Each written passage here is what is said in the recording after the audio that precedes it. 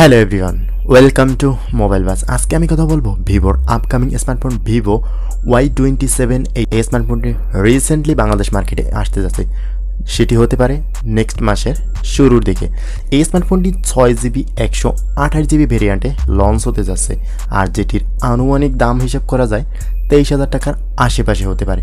আর ফোনটির ব্যাক প্যানেলের ডিজাইন দেখলে মনে হবে একটা OnePlus-এর নট সিরিজের ফোনের মতন, বাট ফ্রন্ট সাইডে আসলে একটু হতাশ হতেই হবে। এই স্মার্টফোনটি ওয়েট থাকছে 190 গ্রাম এবং থিকনেস 8.1 মিলিমিটার।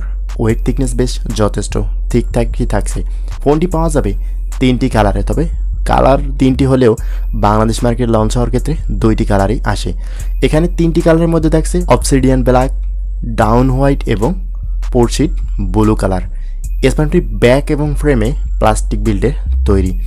তো ওভারঅল যদি ফোনটির ডিজাইন এবং বিল্ড কোয়ালিটি নিয়ে কথা বলি তাহলে ফোনটির ব্যাক প্যানেলের 2টি গোলাকৃতির ক্যামেরা বাম্প দেওয়া আছে, যেটি দেখলে OnePlus-এর নট সিরিজের ফোনই মনে হবে। ফ্রন্ট সাইডে একটি water drop notch display use করা হয়েছে, যেটি বাজেট অনুযায়ী একটি পাঞ্চুয়াল কাটআউটের দেয়া উচিত ছিল। তো ওভারঅল ডিজাইনের দিক থেকে মোটামুটি সন্তুষ্ট হওয়ার মতন, ততটা বেটার হতো যদি স্মার্টফোনটিতে পাঞ্চুয়াল কাটআউটের দেওয়া হতো। ব্যাক প্যানেলটা দেখতে বেশ সুন্দরই মনে আছে। এরপরে যদি এই স্মার্টফোনটির ডিসপ্লে নিয়ে কথা বলি তাহলে ফোনটির ডিসপ্লেতে ইউজ করেছে 6.64 ইঞ্চির একটি IPS LCD water drop notch display, যাতে থাকছে 60 hertz refresh rate, 600 nit brightness, 395 PPI density এবং কর্নিং গরিলা গ্লাসের প্রোটেকশন। ওভারঅল যদি ডিসপ্লে নিয়ে কথা বলি তাহলে এখানে অবশ্যই একটি 90 হার্জ রিফ্রেশ রেট অথবা 120 হার্জ রিফ্রেশ রেট এবং একটি ফ্রন্ট প্যানেলে ডট নচ ডিসপ্লে দেওয়া উচিত ছিল। তো ওভারঅল মোটামুটি বলা যায়, এবং একটি অ্যামোলেড হলে তো বেটার হতো। এরপরে আসি স্মার্টফোনটির ব্যাক প্যানেলের ক্যামেরার দিকে। এই ফোনটিতে ব্যবহার করা হয়েছে 50 মেগাপিক্সেলের মেইন ক্যামেরার সাথে একটি 2 মেগাপিক্সেলের ডেপথ সেন্সর, আর ফ্রন্ট ফেসিংয়ে ইউজ করা হয়েছে 16 মেগাপিক্সেলের একটি সেলফি শুটার। এই ফোনটির উভয় ক্যামেরা দিয়ে ভিডিও রেকর্ড করা যাবে 1080p 30fps রেজুলেশনে। ক্যামেরা সেকশনে মোটামুটি পারফরমেন্স পাওয়া যাবে, বাজেট অনুযায়ী আরেকটু বেটার ক্যামেরা দেওয়া উচিত ছিল। এরপরে আসি এই স্মার্টফোনটির পারফরমেন্স সেকশনে। ফোনটিতে চিপসেট হিসেবে ইউজ করা হয়েছে মিডিয়াটেক হিলিও G85-এর একটি 12 ন্যানোমিটার চিপসেট, যাতে CPU হিসেবে থাকছে 2.0 GHz অক্টাকোর এবং GPU হিসেবে থাকছে Mali G52MC2।